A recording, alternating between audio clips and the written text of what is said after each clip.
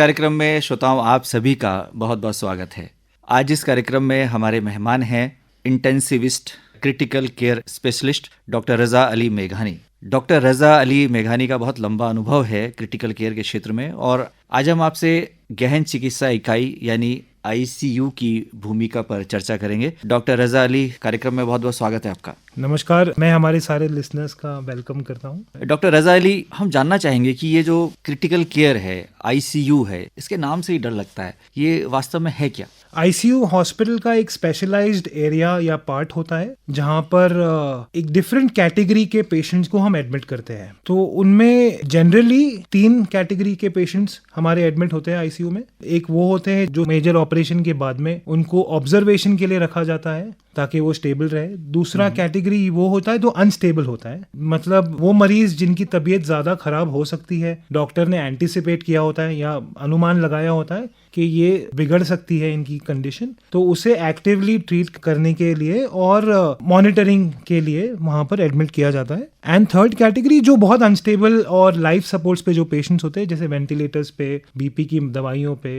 And conscious नहीं होते, neurologically deficit में रहते हैं, मतलब कमजोर रहते हैं, तो उन मरीजों को एडमिट किया जाता है आईसीयू में। तो ये आपके हॉस्पिटल का एक विशेष इकाई है, एक यूनिट है, ये अन्य जो वार्ड्स हैं उससे कैसे भिन्न है, कैसे अलग है? सो जैसे मैंने कहा दैट वो एक हॉस्पिटल का एक स्पेशलाइज्ड एरिया होता है, डिपार्टमेंट होता है, जहां पर नॉर्मल हॉस्पिटल में जिस तरह वार्ड्स एंड ओपीडीज रहते हैं वो उनसे काफी अलग वो एरिया रहता है। यहाँ पर बेड्स के साथ में मॉनिटरिंग डिवाइसेस होते हैं जिसमें आप मरीज के सारे पैरामीटर्स को देख सकते हैं। लाइफ सपोर्ट डिवाइसेस होते हैं जैसे वेंटिलेटर हो गए, इन्फ्यूजन पंप्स हो गए, जो मरीज को मतलब स्टेबल रखने के लिए इंपॉर्टेंट होते हैं। हर बेड पे एक nurse, specialised train intensive care nurse होती है एंड राउंड द क्लॉक ये सारे पेशेंट्स डॉक्टर की निगरानी में होते हैं, जो ऑन ड्यूटी डॉक्टर्स होते हैं। इन सारे प्रोसेस को हेड करते हैं इंटेंसिविस्ट, जो चीफ इंटेंसिविस्ट होते हैं हॉस्पिटल के।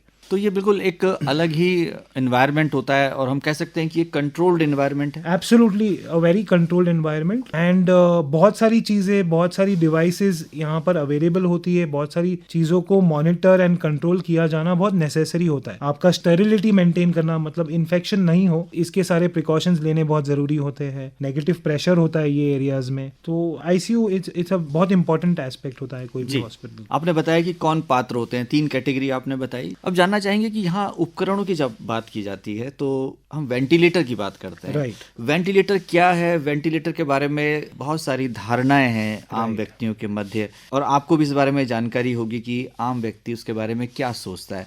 आपका क्या कहना है कि वेंटिलेटर कितना जरूरी है, इसकी क्या भूमिका है, और इसके बारे में जो तमाम धारणाएं हैं उनके बारे में आप क्या कहेंगे? तो मैं शुरुआत करता हूँ वेंटिलेटर के मैकेनिक्स, मतलब ये होता क्या है। अगर सामान्य शब्दों में कहना चाहूँ तो ये एक डिवाइस है जो शरीर में हवा पंप करता है और वो पंप की हुई हवा निकाल देता है। इंस्पिरेशन एंड एक्सपिरेशन, ये एक मैकेनिकल डिवाइस है। ये बहुत सिंपल टर्म्स हो गया। अब क्या होता है, इसमें हर मरीज जिसका लंग्स की रिक्वायरमेंट अलग अलग होती है। जैसे एक बहुत ज्यादा निमोनिया वाला लंग होगा, वो स्टिफ होगा। जनरली लंग्स होना चाहिए स्पंज जैसे, कंप्लायंट, आप खींचो तो वो एक्सटेंड हो जाए, हवा से फूलना चाहिए। तो कभी कभी स्टिफ लंग्स होते हैं। तो ये अभी over the period of the past 30-40 years ventilator में एडवांसमेंट्स हुए। कैसे एडवांसमेंट्स हुए? स्टिफ लंग्स के लिए मोड्स ऑफ वेंटिलेशन अलग है, नॉर्मल लंग्स के लिए मोड्स ऑफ वेंटिलेशन अलग है। ये हो गया वेंटिलेटर। मतलब इसकी डिटेल्स हम बहुत लंबी है, हम वो डिस्कस नहीं कर सकते, बट ये क्यों लगाया जाता है पेशेंट। अगेन जैसे मैंने 3 कैटेगरी ऑफ पेशेंट्स बताया आपको, तो मोस्टली ऑपरेशन के बाद में या ऑपरेशन के दौरान हम वेंटिलेटर यूज करते हैं। नॉर्मल लंग वाले मरीज होते हैं,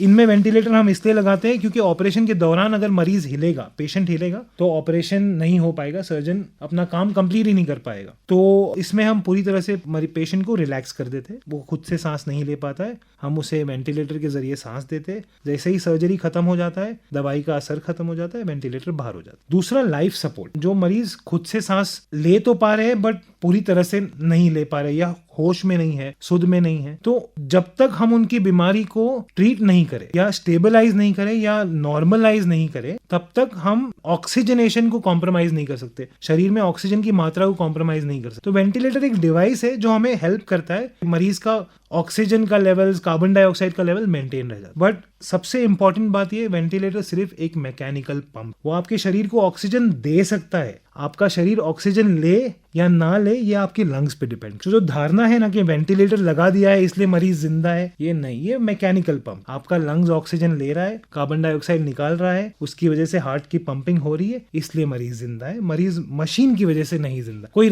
कर ही नहीं सकता। हाँ, आमतौर पर ऐसा सोचा जाता है कि जो अस्पताल हैं वो पैसा कमाने के लिए लंबे समय तक वेंटिलेटर पर पेशेंट्स को रखते हैं। इसमें कितनी सच्चाई है? ये बहुत वेग कमेंट्स है एक्चुअली। ये थॉट प्रोसेस के लिए मैं किसी की तरफ पॉइंट तो नहीं कर सकता हूँ, मगर मुझे ऐसा लगता है कि अनअवेयरनेस, हमें उसके बारे में एग्जैक्ट नॉलेज नहीं होने की वजह से और नहीं समझने की वजह से हम ये धारणाएं बना लेते हैं। बट अगर आप अपने इंटेंसिविस्ट को, अपने डॉक्टर से बात करेंगे वेंटिलेटर के बारे में, जैसे हमारे मरीज हमसे बात करते हैं तो हम उन्हें सारी प्रोसेस एक्सप्लेन करते हैं। समटाइम्स आपको पेशेंट के रिलेटिव्स को पेशेंट के पास लेकर दिखाकर ये सारी चीजें बतानी पड़ती है, ये हार्ट बीट हो रहा है।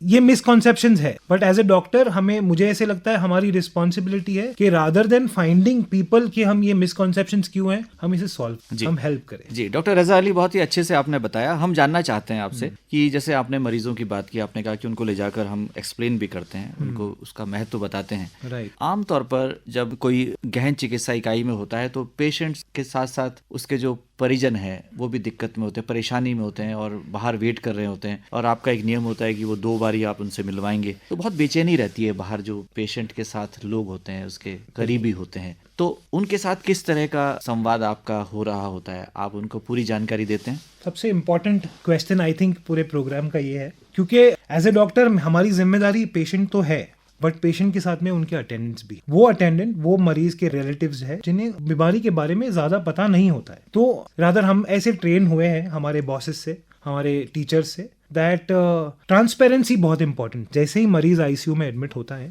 पेशेंट आईसीयू में, हम उसकी एग्जैक्ट कंडीशन पेशेंट के सारे इंपॉर्टेंट क्लोज अटेंडेंट्स को ये बताते हैं कि ये एग्जैक्ट कंडीशन है, उसके लिए हम क्या करने वाले हैं और आगे प्रोसेस में क्या हमें डिफिकल्टीज फेस करने मिल सकती है या किस तरह से चीजें इंप्रूव हो सकती। मोस्ट इंपॉर्टेंट, अगर आप क्लैरिटी और ट्रांसपेरेंसी रखोगे, आपके पूरा प्लान, अगर पेशेंट के लिए आप जो प्लान कर रहे हो वो रिलेटिव्स को समझाओगे, तो ये मेरा एक्सपीरियंस है। अगर 100 पेशेंट्स इस तरह के हैं जिनके अटेंडेंस रेस्टलेस है, आपने अगर एक्सप्लेन किया है तो 95% ऑफ द लोगों को कोई प्रॉब्लम नहीं होता है।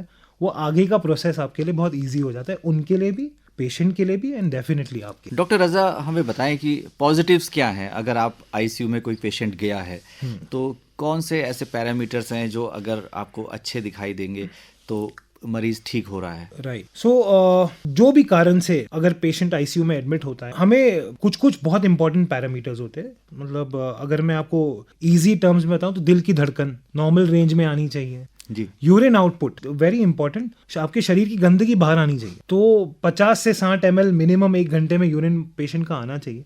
ये मैं आपको जनरल चीजें बता रहा हूँ, अलग अलग पेशेंट में अलग अलग स्पेसिफिकेशंस होती है। ब्लड प्रेशर खुद से मेंटेन करना चाहिए, ऑक्सीजन लेवल्स खुद का मेंटेन हो जाए पेशेंट का, carbon dioxide exhale out enough हो जाना चाहिए। एंड अभी आज मॉडर्न डे आईसीयू में लैक्टेट्स बहुत इंपॉर्टेंट है। लैक्टेट्स हमारे शरीर में एक मेटाबॉलिक बाय प्रोडक्ट होते हैं, मतलब जो रिएक्शंस केमिकल होते हैं ना शरीर के अंदर, उसमें अगर शरीर में टिश्यूज को ऑक्सीजन मिलता है तो लैक्टेट नहीं बनता है, बाकी आगे का मेटाबॉलिज्म होता है। अगर ऑक्सीजन नहीं मिलता है तो लैक्टेट्स बनते। तो ये बहुत इंपॉर्टेंट इंडिकेटर है हमारे लिए आईसीयू में कि लैक्टेट लेवल अगर मरीज का 2 मिलीमोल से नीचे है, मतलब टिश्यू में इनफ ऑक्सीजन जा रहा है।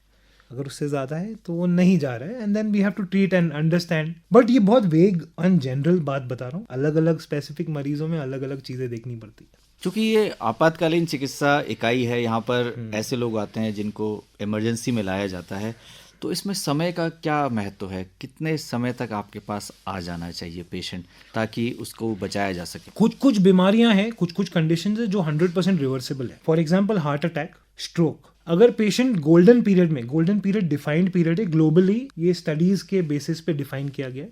3 घंटे के अंदर अगर मरीज हॉस्पिटल में आ जाता है तो स्ट्रोक पूरा रिवर्स हो जाता है, क्योंकि दवाइयां उस तरह की मौजूद है, अवेलेबल है। हार्ट अटैक रिवर्स हो जाता है बिना कोई रेसिडुअल डैमेज, बची हुई हार्ट में कोई डैमेज नहीं रहता। तो as early as possible, as early you identify, you come to the hospital, take help. मुझे लगता है जो चीज हमें समझ में नहीं आती उसके लिए हेल्प लेने में कोई दिक्कत नहीं। एट द मैक्स क्या होगा, आप हॉस्पिटल में आओगे, कोई बड़ा प्रॉब्लम नहीं होगा, एटलीस्ट आप सुकून से तो रहोगे कि हाँ हमने एक बड़ी प्रॉब्लम को रूल आउट कर लिया।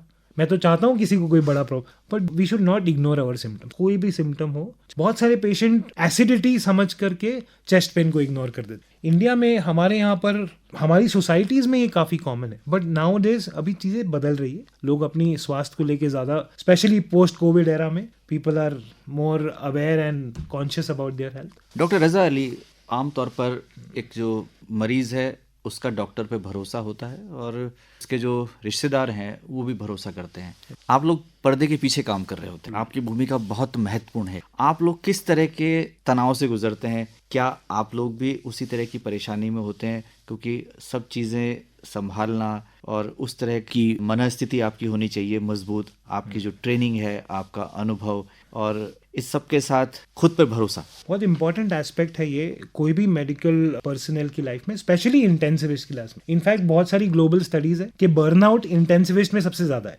आप थक जाते हो। तो हम सब ह्यूमंस हैं, मैं इसको डिनाई कर ही नहीं सकता हूँ कि हमारे भी फीलिंग्स एंड इमोशंस होते हैं, बट बाकी लोगों से जो डिफरेंट होता है वो हम ये फीलिंग्स और इमोशन को मैनेज करना सीख ले over the period of time. तो बस वही है, एंड ऑफ द डे हमारा पेशेंट बच जाता है तो हम बहुत खुश होते हैं। अगर we feel lose our patient, हमें सैडनेस भी होती है, बट बाकी पेशेंट वो हम हमारे वर्क प्लेस पे नहीं ला सकते, क्योंकि वहां पर एक पेशेंट नहीं है, वहां पर सारे हैं। We can't be unhappy about one patient, हमारे दूसरे पेशेंट भी सफर। तो मैनेज करने आउटबर्स्ट डेफिनेटली होता है, इमोशनल टर्मोइल तो रहता ही है, बट उसे मैनेज करने हम ओवर द टाइम सीख जाते हैं। किस तरह की ट्रेनिंग होती है, किस तरह का प्रशिक्षण होता है और किस मिट्टी के बने होते हैं आप? सेम मिट्टी के जो आप बने हैं, बस वो प्रोसेस को हम बार बार अगर देखेंगे तो हमारा माइंड कंडीशन हो जाता है, बिकॉज वो इतना इंटेंसिव प्रोसेस होता है जो हम कितने सालों तक करते रहते हैं, तो अडेप्ट हो जाते हैं। तो इस कार्यक्रम के माध्यम से क्या कहना चाहेंगे लिसनर्स से जो इस कार्यक्रम को सुन रहे हैं? समय कितना कीमती है और अगर कोई मरीज किन्हीं आपातकालीन परिस्थितियों में है तो केवल उसको नज़रअंदाज करके काम नहीं चलने वाला। अगर हम समय पर पेशेंट को डॉक्टर तक पहुंचाते हैं तो बचाया जा सकता है जान को। बहुत इंपॉर्टेंट पॉइंट है। पहली बात तो हमें कोई भी सिम्टम को इग्नोर नहीं करना चाहिए। अगर हमें प्रॉब्लम है तो we should ask for help. ये आई थिंक हमारी सोसाइटीज में हम थोड़ा लैक करते हैं। हम वी आर ऑल हम इंडियंस हैं, हम सहन करना जानते हैं, but it is not helpful. हमें प्रॉब्लम है, एक्नॉलेज करना। जब तक हम प्रॉब्लम को प्रॉब्लम नहीं कहेंगे, सॉल्व कैसे करेंगे? तो एक तो ये बात है। सेकेंडली, हेल्प इंडिया में सबके लिए अवेलेबल है। इतने सारे टीचिंग इंस्टीट्यूट्स है, इतने सारे कॉलेजेस है, इतने सारे हॉस्पिटल्स है, एंड हर जगह पर अभी तो अवेलेबल है डॉक्टर। तो हमें अप्रोच करना चाहिए डॉक्टर्स को, and we should take care of our health. Secondly, at the same time lifestyle modification important है। हम अपनी सेहत के बारे में खुद कॉन्शियस होंगे तो हम अपना ध्यान रख पाए। तो डॉक्टर रज़ा अली, आज आप इस कार्यक्रम में आए और आपने बहुत ही महत्वपूर्ण जानकारी हमारे श्रोताओं को दी कि गहन चिकित्सा इकाई, जिसे हम आईसीयू कहते हैं, इसकी क्या भूमिका है, यहाँ पर किस तरह से मरीज की देखभाल की जाती है, कौन लोग हैं जो इसके पात्र हैं, किनको इसकी आवश्यकता पड़ती है और कितने समय तक आईसीयू में रखा जा सकता है। ये सब बातें आपने बहुत विस्तार से बताई। आपका बहुत बहुत आभार, बहुत बहुत धन्यवाद। Thank you so much.